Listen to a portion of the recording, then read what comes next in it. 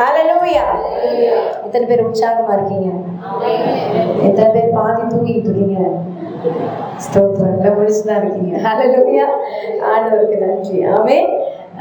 கர்த்தருக்கு ஸ்தோத்திரம். விசேஷமாய் இந்த நாளில் கர்த்தருடைய சமூகத்தில் என்ன கொடுக்கணும் அப்படின்னு ஜெபிக்கும் போது கர்த்தர் சொன்னார், இந்த கிறிஸ்மஸ் நாட்களாக இருக்கிறதுனால ஒரு ஷார்ட்டு ஒரு கிறிஸ்மஸ் மெசேஜ். ஆமென். ஹல்லேலூயா. கர்த்தர் நம்மோடு கூட பேச விரும்புகிறார். எத்தனை பேர் ஆமென் சொல்ல முடியும்? ஹல்லேலூயா. ஒரு சுருக்கமான கிறிஸ்மஸ் செய்தியை நம்ம கேட்க போகிறோம். கர்த்தர் நிச்சயம் நம்ம வாழ்க்கையில் அந்த செய்தி நமக்கு ஆசீர்வாதமாக இருக்க கிருபை செய்வார். எத்தனையோ வருஷமா கிறிஸ்மஸ் மெசேஜ் கேட்டேன், இன்னைக்கு என்ன புதுசா அப்படின்னு நீங்க நினைக்க வேண்டாம். நிச்சயமா கர்த்தர் உங்களோட கூட ஏதாவது ஒரு காரியம் பேசுவார். எத்தனை பேர் ஆமென் சொல்ல முடியும்? ஹல்லேலூயா. ஹல்லேலூயா. கர்த்தருக்கு ஸ்தோத்திரம். எடுத்து வாசிப்போம். லூக்கா எழுதின சுவிசேஷம் 2வது அதிகாரம் 4வது வசனத்துல இருந்து வாசிங்க சத்தமா. லூக்கா 2வது அதிகாரம் 4வது வசனத்துல இருந்து. அப்பொழுது யோசேப்பும் தான் தாவீதின் வம்சத்தானும் அவன் தாவீதின் குடும்பத்தானா இருந்தபடியினால் தனக்கு மனைவியாக நியமிக்கப்பட்டு கர்ப்பவதியான மரியாளுடனே குடிமணம் எழுதப்படும்படி நாசரேத்தூரில் இருந்து யூதேயா நாட்டிலுள்ள பெத்லகேம் என்னும் தாவீதின் ஊருக்கு போனான். ஒரு ஆமென் சொல்லலாமா? ஹல்லேலூயா. ஹல்லேலூயா. இது அரசியல் படி, அதாவது சட்ட அமைப்பின் படி அகஸ்துராயன் என்ற ஒரு ராஜாவினால குடிமதிப்பு எழுதணும் அப்படின்னு சொல்லப்பட்டதுனால ஹிஸ்டரி அப்படின்னு நம்ம சொல்லுவோம்ல, இயேசு கிறிஸ்துவ தான் உலகத்தையே 2ஆ பிரிச்சவர், சரித்திரத்தையே 2ஆ பிரிச்சவர். கிமு கிபி, கிறிஸ்துவுக்கு முன் கிறிஸ்துவுக்கு பின். படிச்சவங்க எல்லாம் யோசிக்கணும். ஆமென். ஹல்லேலூயா.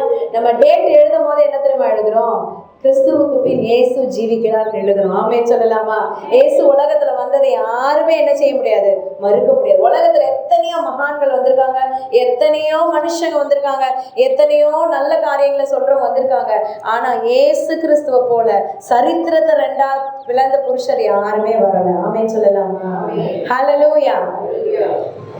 2000 வருஷமா அவர் பர்த்டே கொண்டாடிட்டு இருக்கோம் பாருங்க.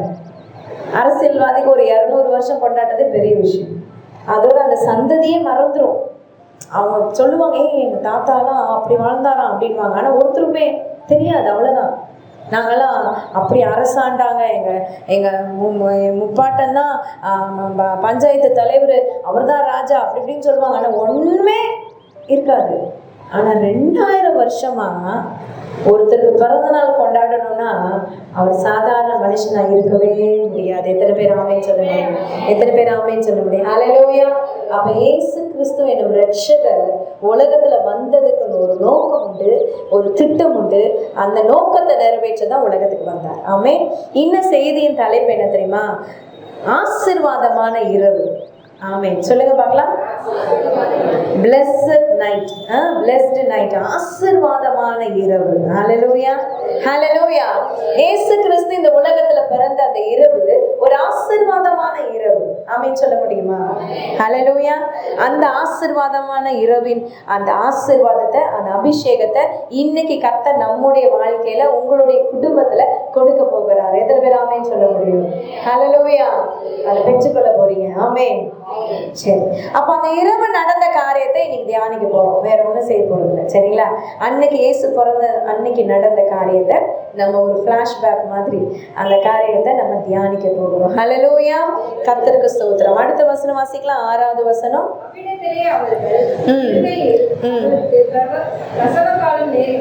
அவ்விடத்திலே அவர்கள் இருக்கையில் அவளுக்கு பிரசவ காலம் நேரிட்டது. தன் முதற் பேரான குமாரனை பெற்று சத்திரத்திலே அவர்களுக்கு இடமில்லாதிருந்தபடியினால் பிள்ளையை துணிகளில் சுற்றி போதும், முன்னணியிலே கிடத்தினார். ஒரு ஆமென் சொல்லலாமா? ஒரு அல்லேலூயா சொல்லலாமா? பாருங்க, மரியாளுக்கு பிரசவ காலம் வந்துருச்சு. அந்த அம்மா நரமாச கர்ப்பிணி. அந்த அம்மா அவங்கள அப்படியே கூட்டிட்டு போயிட்டாரு யோசேப்பு. சரிங்களா? மனைவியும் கூட்டிட்டு போயிட்டாரு. ஆனா போன இடத்துல எல்லாரும் குடிமதிப்பு எழுதுறதுக்கு அவங்க ஊரை விட்டு இன்னொரு ஊருக்கு வந்துட்டாங்க. அப்படி மாத்தி மாத்தி வந்தோடனே அங்க உள்ள சத்திரம், ஹோட்டல்ஸ் எல்லாம் பிஸி ஆயிடுச்சு. எல்லாம் ஃபுல்லு, ஹவுஸ்ஃபுல்னு போர்டு போட்டாங்க. அப்போ இங்க ஒரு சத்திரத்துல அவங்களுக்கு என்ன கிடைக்கலையா? இடம் இல்லை. நம்ம எல்லாருக்கும் தெரியும், யோசேப்பு ரொம்ப பணக்காரர் கிடையாது. யோசேப்பு ரொம்ப ஏழ்மையான குடும்பத்துல, ஒரு தச்சன் குடும்பத்துல பிறந்தவர். தச்சன் எல்லாம் இப்ப பாத்தீங்கன்னா நல்ல புசுபுசுன்னு குண்டா இருக்க மாட்டாங்க, ஒல்லியா இருப்பாங்க. ஏன்னா வேலை வலு அதிகம். அதை எடுத்து அந்த ஆணியை வச்சு சுத்தியை வச்சு உடைச்சு அதை இழைச்சு நிறைய வேலை. ஒரு மர வேலை செய்யணும்னா சாதாரண காரியம் இல்லை. அப்போ அவ்வளோ வேலை செய்யணும்னா அவங்களுக்கு பெரிய வருமானம் பார்க்கவும் முடியாது, கொஞ்சம் கொஞ்சம் வருமானம். அப்போ ஏழ்மையான ஒரு குடும்பத்துல தான் இயேசு கிறிஸ்து பிறந்தார். ஆமென் சொல்லலாமா? ஹல்லேலூயா. சரி, அப்போ யோசேப்பு போகும்போது நடந்த காரியம் என்ன? மரியாளுக்கும் யோசேப்புக்கும் சத்திரத்துல என்ன இல்லை? இடம் இல்லை. உலக ரட்சகர் பிறக்கிறதுக்கு சத்திரத்துல என்ன உள்ள? இடம் இல்லை. அந்த வசனம் சொல்லுது, அவள் தன் முதல் பேரான குமாரனை பெற்று. ஹல்லேலூயா. முதல் பிள்ளைய அவர் பெற்றார்னா அப்படின்னா என்ன அர்த்தம்? இயேசு முதல் பிள்ளைனா என்ன அர்த்தம்? மரியாளுக்கு அடுத்த பிள்ளைங்க பிறந்திருக்காங்கன்னு அர்த்தம். சரிங்களா? இப்போ முதல் பிள்ளை பிறக்கும் போது என்ன சொல்லுவாங்க? இது முதல்ல எனக்கு ஒரு பிள்ளை பிறந்திருக்குன்னு சொல்லுவாங்க. ரெண்டாவது பிள்ளை பிறந்தோன்னு என்ன சொல்லுவாங்க? இது முதல் பிள்ளையாயிரும். ஏன்னா ரெண்டாவது பிள்ளை, அடுத்த மூணாவது பிள்ளை, நாலாவது பிள்ளை தான் இது என்ன பிள்ளையாயிடும்? முதல் பிள்ளையாயிடும். சரிங்களா? அப்போ இயேசு கிறிஸ்து முதல் பிள்ளையானார்னா அடுத்து என்ன அர்த்தம்? நிறைய பிள்ளைங்க பிறந்திருக்காங்க. ஆனா இதை நிறைய பேர் நம்ப மாட்டாங்க. ஆர்சி கும்புறவங்களாம் என்ன செய்வாங்க? மரியாள் கன்னியாவே இருந்தாங்க அப்படின்னு சொல்லுவாங்க. ஆனா அது சாத்தியமே கிடையாது. வேதத்துல அதிகமா அநேக வசனங்கள் சொல்லுது, உங்கள் தாயும் சகோதரரும் இயேசுவை தேடி வந்திருக்காங்கன்னு சொல்லுது. அப்ப யார் சகோதரர்? யோவானுன்ற ஒருத்தர் சகோதரர் இருந்தார். கடைசி வரைக்கும் அப்போஸ்தலர் நடவடிக்கைகள் அதுக்கு மேலேயும் பவுல் சொல்றாரு, இயேசுவின் சகோதரன் அப்படின்னு சொல்றாரு, கர்த்தரின் சகோதரன். அப்போ கூட இருந்திருக்காங்க. அநேகர் நம்ப மாட்டாங்க. இன்னுமே செல்வி ஜெயலலிதா மாதிரி மேரி அம்மாவே என்ன சொல்லுவாங்க? அவங்களுக்கு கர்ப்பவதி ஆகினாங்க, குழந்தை பெற்றாங்க, ஆனா கன்னியாவே இருக்கிறாங்கன்னுவாங்க. கிடையாது, அவங்க கணவனும் மனைவியுமாய் கல்யாணம் பண்ணிக்கிட்டாங்க, அதுக்கப்புறம் குழந்தை பிறந்தது. இயேசு பிறக்கிற வரைக்கும் தான் அவங்க கல்யாணம் ஆகாத கன்னி மரியாளா இருந்தாங்க. ஒரு ஆமென் சொல்லலாமா? ஒரு அல்லேலூயா சொல்லலாமா? ஹல்லேலூயா. சரி, ஆண்டவர் பிறக்கணும் கர்த்தருடைய சமூகத்துல டிசைட் பண்ணிட்டாரு. தேவ பிரசன்னம் உலகத்துல வந்துருச்சு. இயேசு கிறிஸ்து என்னும் ரட்சகர் பிறக்க போறாரு. ஆனா அவருக்கு என்ன இல்லைங்க? இடம் இல்லை. பிறக்கிறதுக்கு என்ன இல்லை? இடம் இல்லை. எவ்வளவு ஒரு ஆச்சரியமான ஒரு காரியம் பாருங்க. அந்த சத்திரத்துல இன்கீப்பர் அப்படின்னு இங்கிலீஷ்ல போட்டிருக்கு இல்ல, சத்திரத்துல இருக்கிறவங்க எல்லாம் இல்லைங்க இடம் இல்லைன்னு சொல்லியிருப்பாங்க. ஆனா ஒரு மனுஷனுக்கோட இருதயத்துல மாத்திரம் மனசு வேதனையா இருந்திருக்கும். ஐயோ, பார்க்க நரமாச கர்ப்பிணியா இருக்காங்க, ஒரு யங் கப்பல் வந்திருக்காங்க, பாவம் இப்பதான் கல்யாணம் ஆனவங்க போல இருக்கு, அவங்களுக்கு ஒரு இடம் நம்ம எப்படியாவது ஏற்பாடு பண்ணி தரணும்னு ஒரு சத்திரக்காரன் மனசுல தோணி சொல்லியிருப்பான். முன்னணியில ஒரு இடம் இருக்கு, அங்க போயிருங்க அப்படின்னு சொல்லியிருப்பான். இதெல்லாம் ஒரு யோசனை தான். முன்னன்னா என்னன்னா பார்க்கிங் ஏரியா. இப்போ எப்படி நமக்கு பார்க்கிங் ஏரியா, ஒரு இடம் வேணும்னா பெரிய இடம் இருக்குன்னா அங்கே பார்க்கிங் ஏரியா இருக்குல்ல, 2 வீலர் 4 வீலர்லாம் நிறுத்துகிறோம். அந்த காலத்தில் வீலே கண்டுபிடிக்கப்படலை. அதனால என்ன அவங்கெல்லாம் பிரயாணம் பண்ணதுக்கு யூஸ் பண்ணாங்கன்னா கழுதை, குதிரை, ஒட்டகம் இப்படி தான் யூஸ் பண்ணாங்க. அதுங்கெல்லாம் நிற்க வைக்கிறதுக்கு ஒரு ஷெட்டு, ஒரு முன்னணை, ஒரு பார்க்கிங் ஏரியா. அதுல தான் இயேசு கிறிஸ்து என்னும் உலக ரட்சகர் தோன்றினார். எத்தனை பேர் ஆமென் சொல்ல முடியும்? ஹல்லேலூயா. ஹல்லேலூயா. அவர் ஒரு பணக்கார இடத்துல பிறக்கல, ராஜா வீட்டுல பிறக்கல, அவரு பெரிய பெரிய மந்திரிகள் வீட்டுல பிறக்கல, பெரிய பெரிய அந்தஸ்து படைச்சவங்க வீட்டுல பிறக்கல, ஒரு ஏழை குடில தான் பிறந்தார். ஹல்லேலூயா. நீங்க நினைக்கலாம், என் வீடு ரொம்ப பரிதாபமா இருக்கேன், ஒரு சின்னதா இருக்கேன், ரொம்ப பெருசா இல்லையே, வாடகை வீட்டிலே இருக்கிறேனே இப்படிலாம் நினைக்கலாம். ஆனா இயேசு கிறிஸ்து அதுல தாங்க பிறந்தாரு. ஆமென் சொல்லலாமா? ஹல்லேலூயா. ஹல்லேலூயா. அவர் தரித்திரரானார். ஏன் தெரியுமா? நம்ம தரித்திரத்துல இருக்கணும்னு அவசியம் இல்லை. ஆமென். கர்த்தர் நிச்சயம் உங்களுக்கு வீட்டை கட்டி தருவார். ஆமென். ஹல்லேலூயா. கர்த்தர் நிச்சயம் உங்களை வாழ வைப்பார். ஆமென். அவர் நிச்சயம் கைவிடவே மாட்டார். ஹல்லேலூயா. ஆனா அவர் எப்படி பிறந்தார் தெரியுமா? தரித்திரத்துலதான் பிறந்தார். நான் நினைக்கிறேன் யோசிப்பு ரொம்ப சுறுசுறுப்பான மனுஷன் நினைக்கிறேன். அந்த முன்னணி எவ்வளவு மோசமா இருக்கும்னு தெரியல. ஏன்னா சொந்த யார் வேணா வந்து விடுற ஒரு இடம், அது சத்திரத்தின் முன்னணி. உடனே போய் கிளீன் பண்ணியிருப்பாருன்னு நினைக்கிறேன். எல்லாத்தையும் கிளீன் பண்ணி எல்லாத்தையும் ஏற கட்டி அழகா அந்த சாணத்தெல்லாம் அள்ளி, உங்களுக்கு தெரியும்ல அந்த ஷெட்டில் எவ்வளோ ஸ்மெல் அடிக்கும், எவ்வளோ நாற்றம் அடிக்கும். ஒரு நார்மல் குடிசை வீடு கிடையாது, அது வந்து முன்னணி. அது அனிமல்ஸ் நிற்கிற இடம், விலங்குகள் நிற்கிற இடம். அந்த இடத்துல இருக்கிற சாணத்தெல்லாம் அள்ளியிருப்பாங்க, அந்த வைக்கோலெல்லாம் தள்ளி போட்டிருப்பாங்க. எல்லாத்தையும் கிளீன் பண்ணி அங்கே இயேசு கிறிஸ்து பிறக்கிறதுக்கு வழி செஞ்சிருப்பார். ஆமென். ஹல்லேலூயா.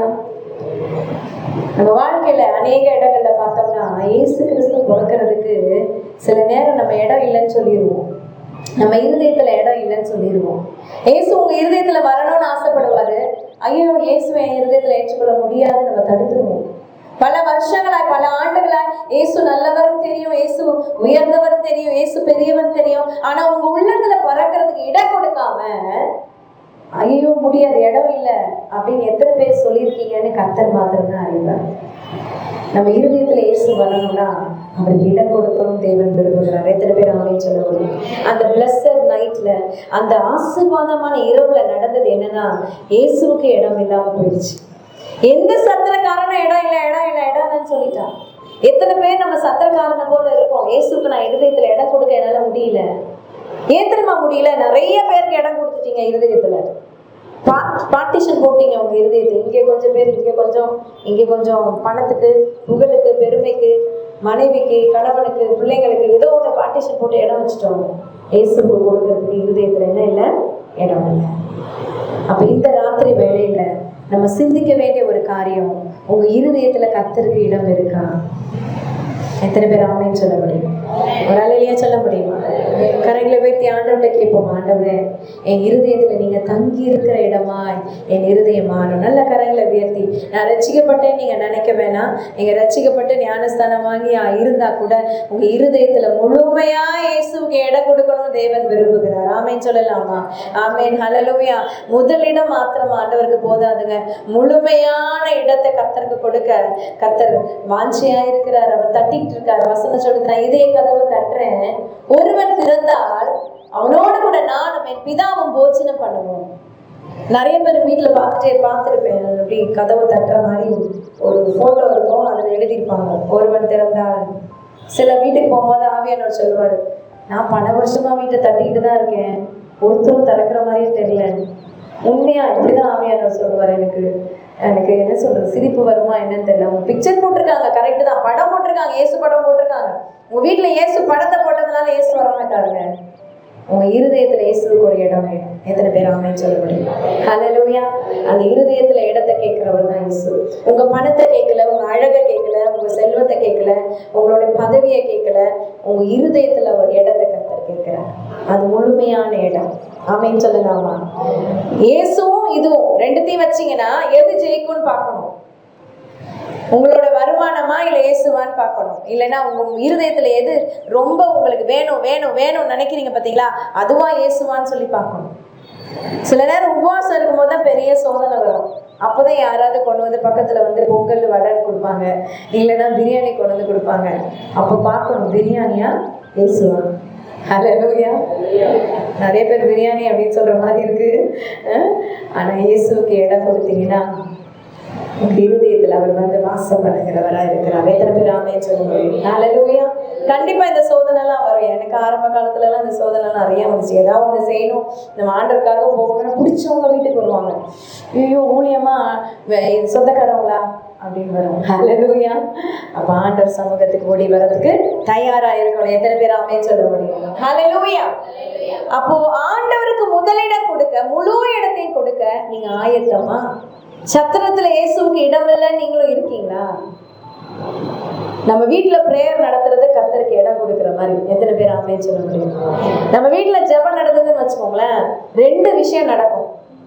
ஒண்ணு வீடு சுத்தமாகும், ஐயோ பாஸ்டர் வருவாங்க, ஊழியக்காரங்க வருவாங்கன்ட்டு என்ன செய்வோம், நல்லா கிளீன் பண்ணி சுத்தமா இருக்கும். சில பேர் சுத்தம் பண்றன்ற பேர்ல கட்டில் எல்லாத்தையும் போட்டு ஒரு பெட்ஷீட்டை போட்டு மூடிடுவாங்க. பாஸ்டருக்கு தெரியாதா, ஆண்டவருக்கு தெரியும்ல. அல்லேலூயா. அப்போ கிளீன் பண்ணணும். இவ்வளவு வருஷம் கிளீன் பண்ணலைனாலும் இந்த கிறிஸ்துமஸ் புத்தாண்டுக்கு அது வீட்டை என்ன செய்யுங்க, நல்லா கிளீன் பண்ணுங்க, எல்லாத்தையும் சுத்தம் பண்ணுங்க. ஆமென் சொல்லலாமா? ரெண்டாவது, உங்க இல்லம் மாத்திரம் இல்ல, உங்க உள்ளம் சுத்தமாகும். ஆமென் சொல்லலாமா? எத்தனை பேர் ஆமென் சொல்ல முடியும்? கரங்களை வைத்து ஒரு அல்லேலூயா சொல்லலாமா? வீட்டுல ஒரு ஜெபம் நடக்கும்போது உங்க இருதயம் சுத்தமாகும். ஒரு பேரை தாத்தா கிட்ட, வயசான ஒரு தாத்தா கிட்ட வந்து கேட்டாங்க, தாத்தா என்ன பண்ணிட்டு இருக்கீங்க? அவர் வந்து பைபிள் வாசிச்சுட்டு இருந்தாரு. பைபிள் வாசிக்கிறேன்ப்பா. நானும் பாக்குறேன், தினந்தோறும் பைபிள் எடுத்துட்டு வந்து உட்காந்துடுறீங்க, எவ்வளவு நாள வாசிக்கிறீங்க தாத்தா? அவர் சொன்னாரா, நான் ஒரு 45 வருஷமா பைபிள் வாசிக்கிறேன். அம்மா, ஒரே புக்க 45 வருஷமா வாசிக்கிறீங்களா? எத்தனை முறை வாசிச்சீங்கன்னா? அவர் எத்தனையோ முறை சொன்னாரு, இத்தனை முறை நான் வாசிச்சிருக்கேன். ஏன் தாத்தா வாசிச்ச புஸ்தகத்தையே வாசிக்கிறீங்க அப்படின்னு சொல்லிட்டு அவங்க ரொம்ப ஏளனமா கேட்டாங்க. உடனே அவங்க தாத்தா சொன்னாரா, அங்க ஒரு கூடை இருக்கு பாரு, அந்த கூடை ஏடு அப்படின்னு சொன்னாராம். அந்த கூடையில கறி, அடுப்பு கறியில அந்த கறி இருந்துட்டு கூட, அந்த கூடையை கொட்டிட்டு, அந்த கறியெல்லாம் கொட்டிட்டு, நீ போய் வெளியில டேப் இருக்கு, அந்த கூடையில தண்ணி பிடிச்சிட்டு வா அப்படின்னு சொன்னாங்க. இந்த பையன் சரின்னு ஓடி இந்த கூடையில இருக்க கறியெல்லாம் கீழே கொட்டிட்டு ஓடி போய் தண்ணி பிடிச்சான்.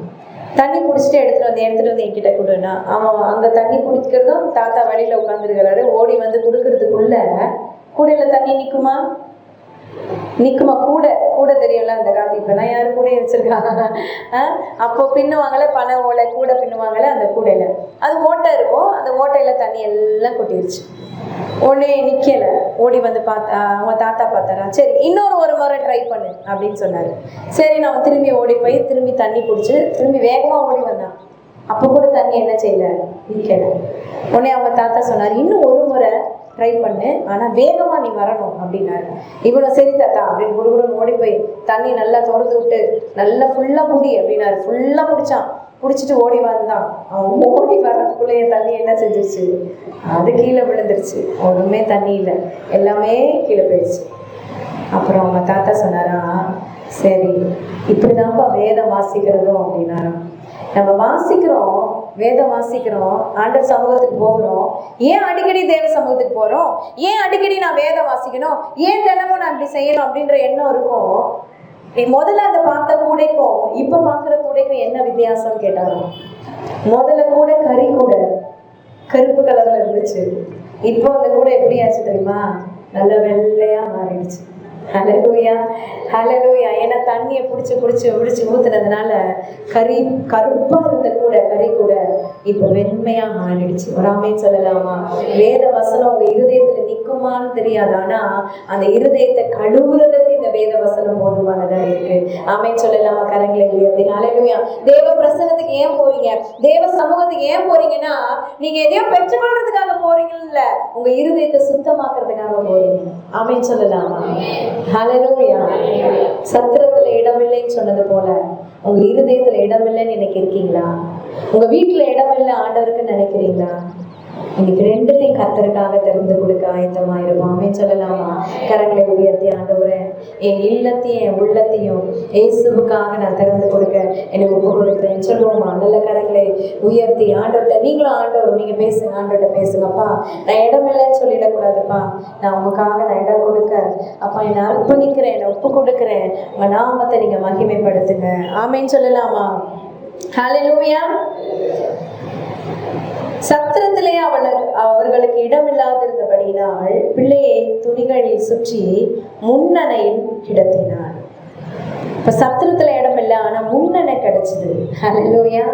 ஒரு முன்னணை, அதுதான் நம்ம வீடு. ஆமென் சொல்லலாமா? சத்திரத்துல இடம் இல்லை, நம்ம இருதயத்துல இடம் இல்லைன்னு சொல்றது, ஆனா நம்ம முன்னணை நம்ம வீட்டுல கர்த்தருக்கு இடம் கொடுக்கிறது. ஆமென் சொல்லலாமா? ஹல்லேலூயா. அப்போ உங்க இருதயத்துல இயேசு வந்தாருன்னா நிச்சயமா உங்க வீட்லயும் வருவார். எத்தனை பேர் ஆமென் சொல்ல முடியும்? உங்களோட கூட இயேசு இருந்தாருன்னா நீங்க அவரை பாடிக்கிட்டே இருப்பீங்க, அவர் புகழுவீங்க, அவருடைய பிரசன்னம் உங்க வீட்டுல இருக்கும், தேவ சமூகம் உங்க வீட்டுல இருக்கும். அப்போ நிச்சயமா இயேசு உங்க வீட்டுல வருவார். ஆமென். ஹல்லேலூயா. எத்தனை பேர் கேள்விப்பட்டீங்கன்னு தெரியல, கொரோனா அப்டேட் வெர்ஷன்ல வரப்போறோம் அடுத்த வருஷம். மொபைல் மட்டும் தான் அப்டேட் பண்ணுவோமா, கொரோனா நாங்க கூட அப்டேட் ஆகும்னு சொல்லிட்டு வித்தியாசமான கலர்ல வித்தியாசமான கோணத்துல 2021 வரப்போகுது அப்படின்னு மீதியை கலப்புறாங்க. இதே மாதிரிதான் போன வருஷமும் புதுசா ஒரு நோய் வந்திருக்கு, அது கொரோனா அப்படின்னு சொன்னாங்க. நமக்கு அடுத்த பிப்ரவரியில தான் நமக்கு அதோட இம்பாக்டே தெரிஞ்சுது. இப்போ இந்த வருஷம் 2020 இப்போ கரெக்டா டிசம்பர் எண்ட்லன்னு சொல்றாங்க புது விதமான கொரோனா வருதான். பாருங்க, இதுக்கெல்லாம் தப்பிச்சு கொள்ளணும்னா, இதுக்கெல்லாம் நம்மளை பாதுகாத்து கொள்ளணும்னா இயேசு கிறிஸ்துவனுடைய பாதுகாப்பின் கரம் நம்ம கூட இருக்கணும். எத்தனை பேர் ஆமென் சொல்ல முடியும்? ஹல்லேலூயா. உங்க வாழ்க்கையில கர்த்தருக்கு இடம் கொடுங்க, வீட்டுல இடம் கொடுங்க, இருதயத்துல இடம் கொடுங்க. தேவன் உங்களை கொண்டு பெரிய காரியங்களை செய்வார். ஆமென் சொல்லலாமா? அடுத்த வசனம் வாசிப்போமா? நாட்டிலே மேய்ப்பர்கள் வயல்வெளியில் தங்கி ராத்திரியிலே தங்கள் மந்தையை காத்து கொண்டிருந்தார்கள். அந்த ராத்திரி, அந்த பிளஸட் நைட்ல, அந்த ஆசீர்வாதமான ராத்திரியில நடந்த ஒரு சம்பவம். இயேசு கிறிஸ்து சத்திரத்துல இடம் இல்லைங்க, ஆனா ஒரு முன்னணியில இடம் கிடைச்சது. அவர் பிறந்துட்டாரு. ஆமென் சொல்லலாமா? ஹல்லேலூயா, ஹல்லேலூயா. அவர் முன்னணியில பிறந்துட்டார். உலக ரட்சகர் தோன்றிட்டாரு. உலக ரட்சகரால் வரக்கூடாதபடி சத்துரு எவ்வளோ தடை பண்ணிச்சு, ஆனாலும் கர்த்தர் வந்து அவர் நோக்கத்தை நிறைவேற்ற வந்துட்டார். எத்தனை பேர் ஆமென் சொல்ல முடியும்? இப்ப திரும்பவுமா இயேசு வரப்போகிறார். திரும்பவும் குழந்தைய அவர் வரப்போறது இல்லை. நிறைய பேர் இன்னும் குழந்தை இயேசுவே கும்பிட்டு இருக்காங்க. யோசிச்சு பாருங்க, இப்ப நம்ம பெருசாயிட்டோம்னா, இப்போ என்னோட சின்ன குழந்தைய போட்டோ மட்டும் யாராவது வச்சு பார்த்துட்டு இன்னும் தீபா இப்படிதான் இருப்பாங்கன்னு நினைச்சா அது நமக்கே ஒரு சிரிப்பா வரும். அப்ப இயேசுப்பா எப்படி நினைப்பார்ல, அவர் பெருசாகி அவர் பாடுகளை அனுபவிச்சு அவர் மரித்து உயிரோட எழுந்து இன்னும் ஜீவிக்கிறவரா இருக்கிறார். ராஜாதி ராஜாவா வலது பாசத்துல வீச்சு இருக்கிறாரு. இவங்க கும்பிடுறாங்க குழந்தை இயேசு வச்சுட்டு. என்னன்னு எப்படிதான் ஜனங்க என்ன யோசிக்கிறாங்கன்னே தெரியல. அப்போ நம்ம ஜாக்கிரதையா இருக்கணும். ஆமென் சொல்லலாமா? ஹல்லேலூயா. அப்ப அந்த ராத்திரியில நடந்த ஒரு காரியம் என்னன்னா, இயேசு கிறிஸ்து என உலக ரட்சகர் பிறந்துட்டாரு. அவர் பிறந்தது மாத்திரமல்ல, இந்த பிறந்த நற்செய்தியை அறிவிக்கிறதுக்கு கர்த்தர் தேடுறார் ஆட்களை. யாருக்கிட்ட இந்த முதல் நியூஸை சொல்லலாம்?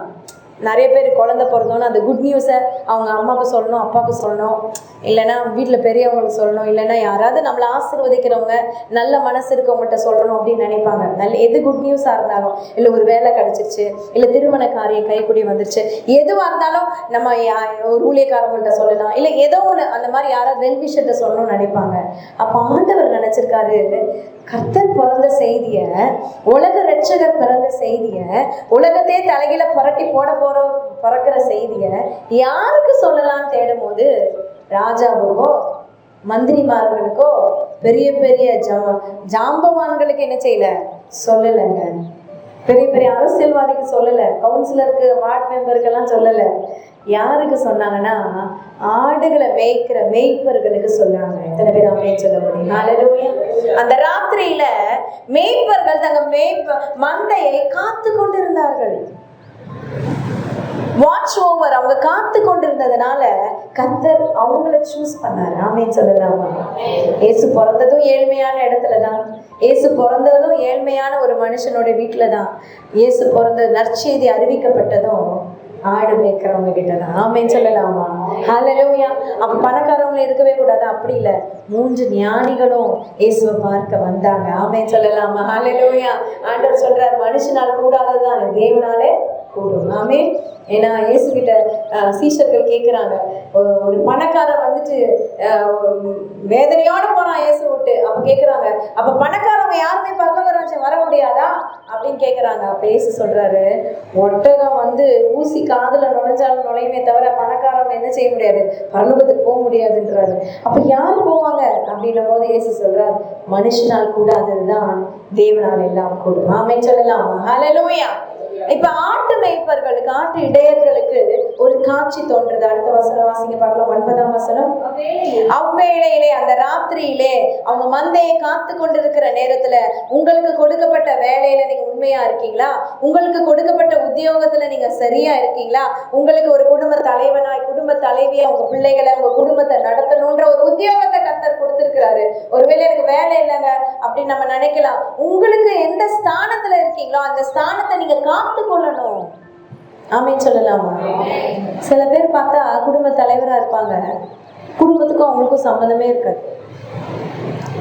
என்னங்க உங்க பிள்ளைங்க இப்படியாச்சு, எனக்கு தெரியாதுங்க அப்படின்வாங்க. உங்க பிள்ளை வந்து +2 பாஸ் பண்ணிச்சு, அப்படியா அப்படின்னு கேட்பாங்க. நிறைய பேர் பார்த்துருக்கேன். அவ்வளோ அக்கறையா இருப்பாங்க. ஒண்ணுமே தெரியாது, பிள்ளைங்களை பத்தியும் தெரியாது, மனைவி பத்தி தெரியாது, கணவனை பத்தி தெரியாது. நிறைய பெண்கள் கணவனை விட்டுட்டு அப்படி நிறைய அங்க போறது இங்க போறது என்னென்னவோ காரியங்கள் உலகத்துல நடக்குது. பொறுப்பு இல்லாம நடந்துக்கிறது நிறைய பேர் பார்த்துருக்கோம். அதான் வசனம் நீதிமொழிகளை சொல்லுது, தன் ஸ்தானத்தை விட்டு அலைகிற குருவி எப்படி இருக்குன்னா காற்றுல பறக்கடிக்கப்பட்டு பறக்கிற சருகு போல இருக்குமா. அது எங்க போகுதுன்னே தெரியாது. ஸ்தானத்தை விட்டு போயிடக்கூடாது. எத்தனை பேர் ஆமேன்னு சொல்ல முடியும்? உங்களுக்கு கொடுத்திருக்கிற ஸ்தானம் உண்மையான ஸ்தானம், உத்தமமான ஸ்தானம். குடும்ப தலைவி, குடும்ப தலைவன், பிள்ளைங்க, ஒரு இன்னும் அண்ணனா இருக்கலாம், நீங்க அக்காவா இருக்கலாம், ஒரு ஸ்தானத்தை கர்த்தர் கொடுத்திருக்கிறார்ல, அந்த உன்னதமான ஸ்தானத்துல நிலைச்சிருக்கணும். ஆமென், ஹல்லேலூயா. அப்படி அவங்க வேலையை ஒழுங்கா செய்யறவங்க கிட்டதான் கர்த்தர் வந்து சொல்றாங்க, அவ்வேளையிலே கர்த்தருடைய தூதன் அவர்களிடத்தில் வந்து நின்றான். கர்த்தருடைய மகிமை அவர்களை சுற்றிலும் பிரகாசித்தது. அவர்கள் மிகவும் பயந்தார்கள். தேவதூதன் அவர்களை நோக்கி, பயப்படாதீர்கள், இதோ எல்லா ஜனத்துக்கும் மிகுந்த சந்தோஷத்தை உண்டாக்கும் நற்செய்தியை உங்களுக்கு அறிவிக்கிறேன் என்று சொன்னார். ஆமென் சொல்லலாமா? ஹல்லேலூயா. இயேசு கிறிஸ்து என்னும் இரட்சகர் உலகத்துல பிறந்தது எல்லா ஜனத்துக்கும் மிகுந்த சந்தோஷத்தை உண்டாக்கும் ஒரு நற்செய்தி. ஆமென் சொல்லலாமா? நான் தான் சொன்ன பாருங்க, இன்ன வரைக்கும் நம்ம அந்த நற்செய்தி அறிவிச்சிட்டு இருக்கோம். இன்ன வரைக்கும் கிறிஸ்துவின் நற்செய்தி 2000 ஆண்டுகளா அறிவிக்கப்பட்டுக்கிட்டே இருக்கு. ஆமென் சொல்லலாமா? எவ்வளவு உன்னதமான நற்செய்தி. முதல் அந்த தேவ தூதர்கள் தான் அந்த ராத்திரி வேளையில, அந்த ஆசீர்வாதமான ராத்திரியில, அந்த பிளஸட் நைட்ல தேவ தூதர்கள் அறிவித்தாங்க. ஆமென் சொல்லலாமா? எத்தனை பேர் நீங்க அறிவிக்க ஆயத்தமா இருக்கீங்க? இயேசு கிறிஸ்துனுடைய நற்செய்தி அறிவிப்பேன்னு சொல்றவங்க மாத்திரம் ஹல்லேலூயா. பக்கத்துல போய் சொல்லணும், அக்கம் பக்கத்துல சொல்லணும். உங்களுக்கு யாரையாவது ஆண்டவர் காமிப்பார்ல, போன்ல கூட ஆண்டவர் ஆட்களை கொண்டு வருவார். இயேசு கிறிஸ்து குறித்து சொல்லுங்க. இயேசு கிறிஸ்துவின் இரட்சகரை நீங்க சொல்ற அந்த நற்செய்தி மிகுந்த சந்தோஷத்தை உங்களுக்கு உண்டாக்கும். அத சந்தேகமே இல்லை. ஆமென் சொல்லலாம். மிகுந்த சந்தோஷத்தை உண்டாக்கும் நற்செய்தியை உங்களுக்கு அறிவிக்கிறேன். நம்ம வாழ்க்கையில செய்ய வேண்டிய 2 காரியம், இயேசு கிறிஸ்துவை அறிவிக்கணும். எத்தனை பேர் ஆமென் சொல்ல முடியும்? ஆமென் சொல்லலாமா? முதல்ல இருதயத்துல ஆண்டவருக்கு என்ன செய்யணும்? இடம் கொடுக்கணும். வீட்டுல என்ன செய்யணும்? இடம் கொடுக்கணும். இப்ப பாரு சினிமா பார்த்துக்கிட்டு, சினிமா பாட்டை கேட்டுக்கிட்டு, உங்க போன்ல எது இருக்குன்னு கர்த்தர் பார்ப்பார். சினிமா பாட்டு அதிகமா இருக்கா, ஆண்டவருடைய பிரசனம் கர்த்தருடைய பாட்டு அதிகமா இருக்கான்னு பார்ப்பார். வீடியோ கேமுக்கு இடம் கொடுத்துக்கிட்டு, அப்படி இல்லாம கர்த்தருக்கு இடம் கொடுக்கிறவர்களா நம்ம மாறணும். எத்தனை பேர் ஆமென் சொல்ல முடியும்? எல்லா விதத்திலும் கர்த்தருக்கு நீங்க முழுமையா இடம் கொடுக்கணும். ஆமென், ஆமென் சொல்லலாமா? ஹல்லேலூயா. அப்படி இடம் கொடுக்கும் போது, முன்னணியிலே இடம் கொடுக்கும் போது கர்த்தர் உங்களை அறிவிக்கிறவர்களா, இயேசு கிறிஸ்துவோட நற்செய்தி அறிவிக்கிறவர்களா வைப்பார். ஆமென் சொல்லலாமா? சரி, அடுத்தது அறிவிக்கணும். அடுத்தது 3வது சொல் பாருங்க, அடுத்த வசனம் வாசிங்க. இன்று கர்த்தராகிய கிறிஸ்து என்னும் இரட்சகர் உங்களுக்கு தாவீதின் ஊரிலே பிறந்திருக்கிறார் அப்படின்னு ஒரு அடையாளம் கொடுக்கிறாங்க. 13ஆம் வசனம் வாசிங்க. அக்ஷணமே, அந்த க்ஷணமே பரமசேனையின் திரள் அந்த தூதனுடனே தோன்றி மகிமையும் பூமியிலே சமாதானமும் மனுஷர் மேல் பிரியமும் உண்டாவதாக என்று சொல்லி தேவனை துதித்தார்கள். ஒரு ஆமென் சொல்லலாமா? பாருங்க, அவ்வேளையிலே அறிவித்தார்கள், அந்த க்ஷணமே துதித்தார்கள். எத்தனை பேர் ஆமென் சொல்ல முடியும்? ஒரு அலையிலே சொல்லலாமா? அந்த ராத்திரியில, அந்த பிளஸட் நைட்ல, அந்த ஆசீர்வாதமான ராத்திரியில இயேசு கிறிஸ்துவின் பிறப்பை அறிவித்தார்கள். அந்த க்ஷணமே தேவனை துதித்தார்கள். ஆமென் சொல்லலாமா? நீங்க இருதயத்துல கர்த்தருக்கு இடம் கொடுக்கணும், கர்த்தருடைய வார்த்தையை அறிவிக்கணும், தேவனை துதிக்கிறவர்களா நீங்க மாறணும். ஆமென் சொல்லலாமா? எத்தனை பேர் கர்த்தரை துதிக்கிறோம் தெரியல. சபைக்கு போனாதான் கையை தட்டி ஒரு 2 பாட்டு பாடுறது, இல்லைன்னா இயேசுவாவே துதிக்கிறதே இல்லை. நிறைய பேரோட மொபைல் தான் ஞானஸ்தானம் வாங்காம இருக்கு. அது ஞானஸ்தானம் கொடுக்கணும். நிறைய பேரோட போனு, நிறைய பேர் வீட்டுல இருக்க டிவிக்கு ஞானஸ்தானம் கொடுக்கணும். தேவையில்லாத ப்ரோக்ராம், தேவையில்லாத காரியம். ஒரு சகோதரி எனக்கு தெரியும், அவங்க நடந்த காரியம். நல்லா ரட்சிக்கப்பட்டு ஞானஸ்தானம் வாங்கி அபிஷேகம்லாம் அவங்களுக்கு வந்துருச்சு. நல்லா ஜெபிப்பாங்க அபிஷேகத்துலலாம். பார்த்தா ரொம்ப வருஷம் கழிச்சு நாங்கள் கேள்விப்படுறோம் அவங்களுக்கு ஒரே போராட்டம், வயிறு வலின்னு. அவங்க ரொம்ப வயிற்று வலியில அவதிப்பட்டாங்க. என்ன இவ்வளோ வயிற்று வலின்னு சொல்றாங்களேன்னு பார்த்தா, எந்த டாக்டர்கிட்ட போனாலும் அவங்களுக்கு ஒரு முடிவு வரல. எல்லா டாக்டரும் என்னன்னே தெரியல, ஸ்கேன் பண்ணி பார்க்குறாங்க, எல்லாம் பண்ணி பார்க்குறாங்க, என்னன்னே கண்டுபிடிக்க முடியல. அப்போ அமாவாசை ஜபம், உபவாச ஜபத்துக்கு போனாங்க. போகும்போது அவங்களுக்குள்ள இருக்கிற விசுவாசம் ஆட ஆரம்பிச்சிச்சு. எல்லாரும் ஆச்சரியம், இந்த அம்மா ரசிக்கப்பட்டு ஞானஸ்தானம் வாங்கி அபிஷேகம் பெற்ற தேவ பிள்ளையாச்சு, இந்த அம்மாக்குள்ள பிசாசு எப்படி வந்துச்சுன்னு எல்லாருக்கும் கேள்வி. எங்களுக்குமே கேள்வி, என்ன இப்படி ஆச்சு? நான் சொல்றது பல வருஷம் முன்னாடி. அப்போ நடந்த காரியம் என்ன, அவங்ககிட்டே கேட்குறாங்க, பாஸ்டர் அம்மா கேட்குறாங்க, எப்படி நீ வந்த இதுக்குள்ள? அவங்க சொன்னாங்க, அது அவங்களுக்குள்ளேருந்தே பேசுது பிசாசு. அவள் தனியாக வீட்டில் உட்காந்து டிவி பார்த்துட்டு இருந்தா. அது படம், பயங்கரமான படம் பார்த்துருக்காங்க, சாமி படம்னு சொல்லுவாங்களா, அது பார்த்துக்கிட்டு இருந்தாங்க. அதை பார்த்துக்கிட்டு இருக்கும் போதே நான் அவளுக்குள்ளே வந்துட்டேன்னு சொல்லி. எவ்வளோ ஜாக்கிரதையாக இருக்கணும். நம்ம மொபைல் ஏன் ஞானஸ்தானம் வாங்கணும், நம்முடைய டிவி ஏன் ஞானஸ்தானம் வாங்கணும்னா இதுக்கு தான். நாமே சொல்லலாமா? ரொம்ப அடக்கழிச்சிட்டு அவங்கள விட்டு போகிறதுக்கு ரொம்ப கஷ்டமாக இருந்துச்சு. ஸோ பிள்ளைங்க கார்ட்டூன் பார்த்தாலும் ஜாக்கிரதையாக இருங்க. கார்ட்டூனில் அநேக அநியாய காரியங்கள் தான் இப்போ போடுறோம். எதுவுமே நல்லது வரதே இல்லை. நல்ல நல்ல கார்ட்டூன்ஸ் இருக்குது, சூப்பர் புக் இருக்குது, வேதத்தின் அடிப்படையில் எத்தனையோ காரியம் இருக்குது. அதை உங்கள் பிள்ளைங்களை பார்க்க சொல்லுங்க. எத்தனை பேர் ஆமைன்னு சொல்ல முடியும்? நல்ல கரங்களை விட்டு ஒரு ஆமைன்னு சொல்லலாமா? ஜாக்கிரதையாக இருக்கணும். கடைசி காலத்தில் இருக்கிறோம். இயேசுனுடைய வருகை சமீபம். கர்த்தரை அறிவிக்கிறவர்களாய் மாறணும், தேவனை துதிக்கிறவர்களாய் நம்ம மாறணும். ஆமைன்னு சொல்லலாமா? சங்கீதத்தில் அநேக வசனங்கள் கர்த்தரை துதிக்கிறதா. சங்கீதம் 95:1 வாசிங்க. 95:1 சங்கீதம். 96:1 துதிக்கிற வசனம் தான். 98:1 எல்லாமே துதிக்கிற வசனம். சங்கீதம் 100 கர்த்தரை துதிக்கிற வசனம். கர்த்தரை கம்பீரமாய் பாடி நம்முடைய இரட்சணிய கண்மலையை சங்கீர்த்தனம் பண்ண கடவும் பாருங்கள். நாமே சொல்லலாமா? நம்ம துதிக்கிற துதி எப்போதும் வாயில இருக்கணும்னு சங்கீதக்காரன் சொல்றார். நான் எக்காலத்திலும் கர்த்தரை ஸ்தோத்திரிப்பேன். வாழ்வானாலும் தாழ்வானாலும் சுகமானாலும் சந்தோஷமானாலும் துக்கமானாலும் எக்காலத்திலும் கர்த்தரை ஸ்தோத்திரிக்கணும். ஆமென் சொல்லலாமா? யாராவது பிரச்சனைன்னு கர்த்தரை ஸ்தோத்திரிச்சு பழகிருக்கீங்க? இல்ல. பிரச்சனையா நான் இன்னைக்கு பைபிள் வாசிக்கல, நான் இன்னைக்கு ஜெபிக்கல, ஏன்னா பிரச்சனை வந்துருச்சு. பிரச்சனை உங்க பைபிள் வாசிக்கையும் உங்களுடைய ஜெபத்தையும் தடை செய்ய முடியாது. எத்தனை பேர் ஆமென் சொல்ல முடியும்? பிரச்சனை வரும், வர மாதிரியே ஓடி போயிடும். ஆமென். ஏன்னா நீங்க தேவனுடைய பிள்ளை. ஹல்லேலூயா. அந்த அச்சாரத்தை ஆண்டவர் கொடுத்திருக்கிறார். 3 காரியம் இன்னைக்கு ஆண்டவர் சொல்லி கொடுத்துட்டாரு. என்னெல்லாம் சொல்லுங்க பார்க்கலாம். நம்ம இருதயத்துல தேவனுக்கு இடம் கொடுக்கணும். அப்படி இப்படி இடம் கொடுக்கணும், முழுமையான இடம் கொடுக்கணும். நம்ம வீட்டுல கர்த்தருக்கு என்ன செய்யணும்?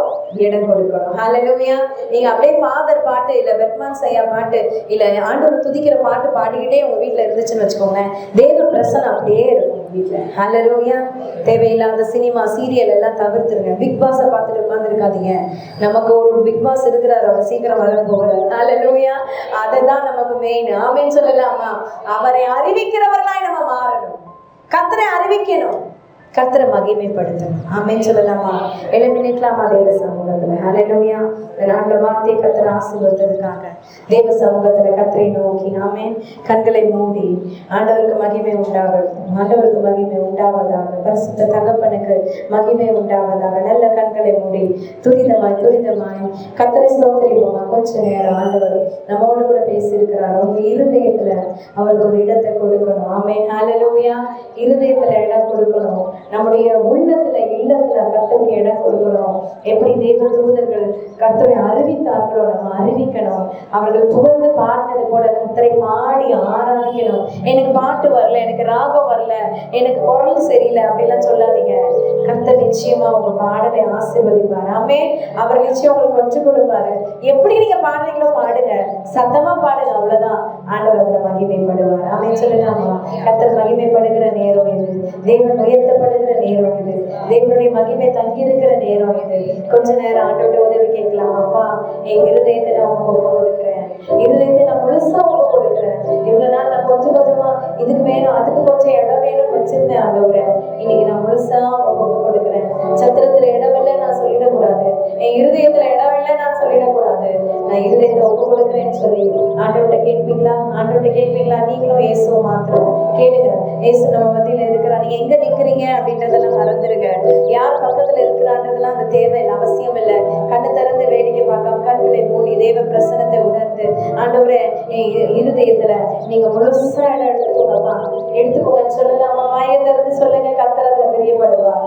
வாயை திறந்து சொல்லும் போது இருதய கதவை ஆண்டவர் தட்டுறாரு. அவர் திறந்துட்டு வர மாட்டாரு, அவர் தட்டிட்டே தான் நிற்பாரு. நீங்க திறந்தீங்கன்னாதான், அவர் தட்டும் போது நீங்க திறந்தீங்கன்னாதான் அவர் உங்களுக்குள்ள வாசமா இருப்பார். ஹல்லேலூயா. கர்த்தருக்கு அந்த முன்னணியில இடம் கிடைச்சது போல உங்க வீட்டுல ஒரு இடத்தை கர்த்தருக்கு கொடுங்க. அவர் வசனம் சொல்றது, he is a silent listener. அவர் அமைதியா எல்லா கான்வர்சேஷனையும் எல்லா பேச்சுகளையும் அவர் கேட்டுக்கிட்டே இருக்கிறாரு. நம்ம ஆலயத்துல இருக்கிற மாதிரி வீட்டுல இல்ல நிறைய பேரோட வாழ்க்கை. ஆனா ஆண்டவர் அதை பார்த்துக்கிட்டே இருக்கிறாரு. he is a silent listener. அவர் உங்க வீட்டுல அவருக்கு இடத்தை கொடுங்க. அவர் உலாவணும். அவர் பாளையத்துல உலாவுகிற தேவன். அவர் பாளையத்துக்கு புறமே இருக்கிறதல்ல, பாளையத்துக்குள்ள உலாவுகிற தேவன். உங்க வீட்டுல இடத்தை கொடுங்க. ஆண்டவரே, ஒரு செபம் எங்க வீட்டுல ஆரம்பிக்கப்பட ஒப்பு கொடுக்குறேன்னு சொல்லுங்க. கர்த்தரத்துல பிரியப்படுவாரு. எப்போது தேவ சத்தம் உங்க வீட்டுல காணப்படட்டும். வசனம் சொல்லுது, நீதிமான்களின் கூடாரத்தில் ரட்சிப்பின் கெம்பீர சத்தம் உண்டாகும். உங்க வீட்டுல என்ன சத்தம் கேட்கப்படுது? சண்டை சத்தமா? என்ன சத்தம் கேட்கப்படுது? நீதிமான்கள் கூடாரமா தான் கெம்பீர சத்தம் கேட்கப்படணும், துதியின் சத்தம் கேட்கப்படணும், ஜெபத்தின் சத்தம் கேட்கப்படணும். கர்த்தர் அப்படிப்பட்ட கிருபைகளை தருவாராங்க. ஆமென் சொல்லலாமா? ஒப்பு கொடுப்போமா? அடுத்ததாக கர்த்தரை அறிவிக்கிறவங்களா நம்ம மாறணும். உங்களுக்கு தெரிஞ்ச காரியத்தை கர்த்தருக்கு அறிவிங்க. இயேசு நல்லவர், அவர் உங்க வாழ்க்கையில அற்புதம் செய்வார்னு சொல்லுங்க. ஜனங்கள் ரட்சிக்கப்படுவாங்க, ஜனங்கள் ஆசீர்வதிக்கப்படுவாங்க, ஜனங்களுடைய கட்டுகள் மாறும், அவங்களுடைய கவலைகள் தீரும், அவங்க கண்ணீர்கள் மாறும், அவங்க வேதனைகள் நீங்கும். அதுல ஒரு மிகப்பெரிய சந்தோஷம் நமக்குள்ள உண்டாகும். ஹல்லேலூயா. பரலோகத்துக்கு ஆட்களை சேருங்க. பூலோகத்துல இல்ல, பரலோகத்துல உங்க பொக்கிஷங்களை சேர்த்து வைங்க. ஹல்லேலூயா. மாத்திரம் இல்ல, கர்த்தரை எப்போதும் துதிக்கிற அந்த அனுபவம் எனக்கு வேணும்னு சொல்லி ஜெபிக்கலாமா? எல்லா கரங்களை உயர்த்தி ஆண்டவரே, உங்க துதிக்கிற ஒரு அனுபவம் எனக்கு வேணும். நல்ல பாடல் பாடணும். சமூகத்துல, தேவ சமூகத்துல எப்போதும் நான் பாடல் பாடுகிறவனாய் மாற்றுங்கப்பா. ஏதோ சபைக்கு வந்தா மாத்திரம் பாட்டு பாடுறது இல்ல, வீட்டுல நான் இருக்கும் போதும், என் தனி செபத்துல, என் வேலை செஞ்சுக்கிட்டு இருக்கும் போதே பாடலை பாடி துதிக்கிற அந்த அபிஷேகத்தை எங்களுக்குள்ள ஊற்றுங்கப்பா. ஊற்றுங்க ஆண்டவரே, அந்த மகிமையின் பிரசன்னத்தை ஊற்றுங்கப்பா. கர்த்தர் அப்படி செய்கிறதற்காக உமக்கு நன்றி ஆண்டவரே, உமக்கு நன்றி தகப்பனே, நன்றி ஆவியானவரே, நன்றி அப்பா. உங்க மகிமையின் பிரசனம், உங்க திவ்ய பிரசனம் நிரம்பணும் ஆண்டவரே. அப்பா, உங்க பாடல் பாடுகிற துதி பாடல் எங்க வாயில காணப்படணும் ஆண்டவரே.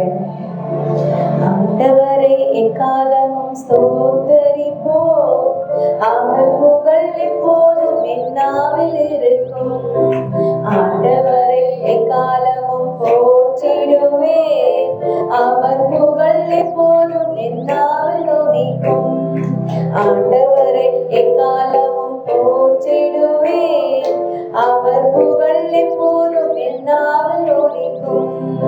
என்னோட ஆண்டவரை மகிமைப்படுத்துங்கள், ஒருமித்து அவர் நாமம் உயர்த்திடுவோம்.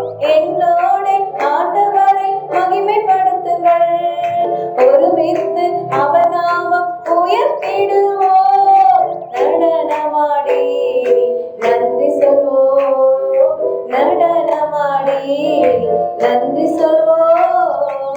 ஆண்டவரை எக்காலமும் ஸ்தோத்தரிப்போம், அவர் புகழ் எப்போதும் என்னாவில் ஒலிக்கும். ஆண்டவரை எக்காலமும் ஸ்தோத்தரிப்பேன், அவர் புகழ் எப்போதும் என்னாவில் ஒலிக்கும். வேதத்துல அநேக தேவனுடைய பிள்ளைகள் கர்த்தரை ஸ்தோத்திரிக்கிறவர்களா இருந்தாங்க, மகிமைப்படுத்துகிறவர்களா இருந்தாங்க.